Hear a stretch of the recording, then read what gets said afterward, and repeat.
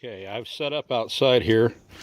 I've got a customer that has a problem with the shaft that he sent to me, and he is saying that we had an issue where it slides right through. Now this is an aftermarket 300M input shaft, and here is the drum in question.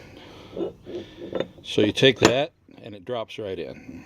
I mean, it drops all the way through. Okay, so now we take this and take it over to a stock drum, and this one was pressed out and maybe improperly, but you see how it only partially goes in and it hangs up. Now we take it and set it on a new Sonax drum, and I can't even get it to slide in. Okay, now we're going to take a factory shaft. The factory shaft on his drum, it goes in and hangs up, but it goes in a pretty good ways. The factory shafts, you're not going to be able to see it, but those have got, actually the cut is a little bit different on them than the aftermarket shafts. And same thing on a stock drum. It goes in a little ways, but it only goes to that first recess. I don't know if you can see that.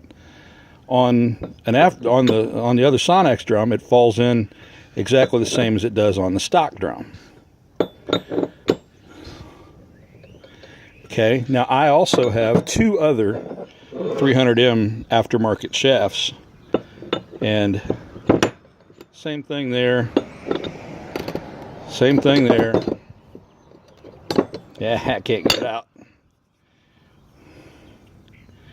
And same thing there. And we'll go to the other one. Same.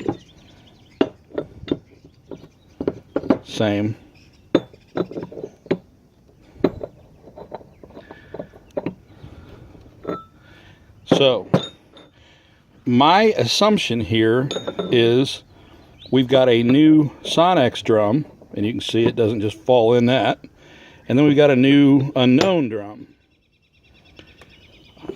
I would say that that is our problem and not the shaft. I'm pushing down on it and it's lined up. I'm pushing on it as hard as I can right now.